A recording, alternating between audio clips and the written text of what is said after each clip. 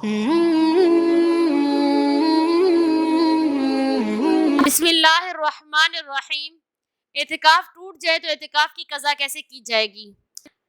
اگر کسی عورت کو اعتکاف کی حالت میں حیض و نفاس آ جاتا ہے، یا پھر اگر کوئی شخص مسجد سے بغیر کسی عذر کے باہر نکل جاتا ہے، یا پھر وہ بلا وجہ غسل کرنے چلا جاتا ہے، یا پھر اسی طرح بغیر کسی عذر کے، یا پھر اسی طرح بغیر کسی مشغولیت کے دوران وہ باتیں کرتا رہتا ہے، وضو سے پہلے وہ کھڑے ہو کر باتیں کرنے لگ جاتا ہے، یا پھر وضو کے بعد وہ بات چیت کرتا ہے، تو اس سے اعتکاف ٹوٹ جاتا ہے۔ اعتکاف کی قضا کا طریقہ یہ ہے کہ کسی بھی دن اعتکاف کی قضا کی نیت سے غروب آفتاب یعنی مغرب سے پہلے مسجد میں داخل ہو جائیں اور پوری رات مسجد میں گزاریں گی، اور اگلے دن سحری کرنے کے بعد پورا دن مسجد میں گزار کر پھر غروب آفتاب کے بعد باجماعت نماز پڑھ کر مسجد سے نکل جائیں گے۔ اس طرح آپ کے اعتکاف کی قضا ہو جائے گی۔ اعتکاف کی قضا ایک دن کی ہوگی، نہ کہ 10 دن کی ہوگی۔ جیسے کہ رمضان میں اعتکاف کے لیے 10 دن بیٹھا جاتا ہے، اگر اس کی قضا کرنی ہو تو پھر وہ 10 دن قضا نہیں کرے گا، بلکہ ایک ہی دن قضا کرے گا، اور روزے کے ساتھ۔ اب ایک اور سوال یہ ہے کہ اعتکاف کی قضا کہاں کی جائے گی؟ کیا گھر میں کی جا سکتی ہے یا پھر مسجد میں ہی کرنا ضروری ہے؟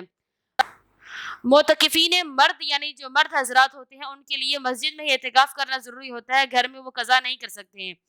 ان کے لیے لازم ہے کہ وہ مسجد میں ہی قضا کریں، اور اگر وہ اعتکاف رکھ رہے ہیں تب بھی مسجد میں ہوگا، اگر وہ قضا کر رہے ہیں تب بھی وہ مسجد میں ہی کریں گے۔ معتکفین مرد حضرات جو ہیں وہ مسجد میں ہی قضا کریں گے، اور اگر اعتکاف بھی کرتے ہیں تب بھی وہ مسجد میں ہی کریں گے۔ گھروں میں مردوں کے لیے اعتکاف کرنا اور نہ ہی قضا کرنا دونوں درست نہیں ہے۔ گھروں میں صرف عورتیں ہی اعتکاف کر سکتی ہیں، مردوں کے لیے گھر میں اعتکاف کرنا درست نہیں ہے۔ نبی کریم صلی اللہ علیہ وسلم کے دور میں صحابیات اور دوسری عورتیں مسجد میں اعتکاف کیا کرتی تھیں، لیکن جب نبی کریم صلی اللہ علیہ وسلم کے ساتھ ازواج مطہرات نے خیمے لگائے تو نبی کریم صلی اللہ علیہ وسلم نے ان کو اکھاڑنے کا حکم دیا۔ اور آج کل کے علماء بھی عورتوں کو مسجد میں اعتکاف کرنے کی اجازت نہیں دیتے، اس وجہ سے کہ عورتوں کا فتنے میں مبتلا ہونے کا ڈر ہے۔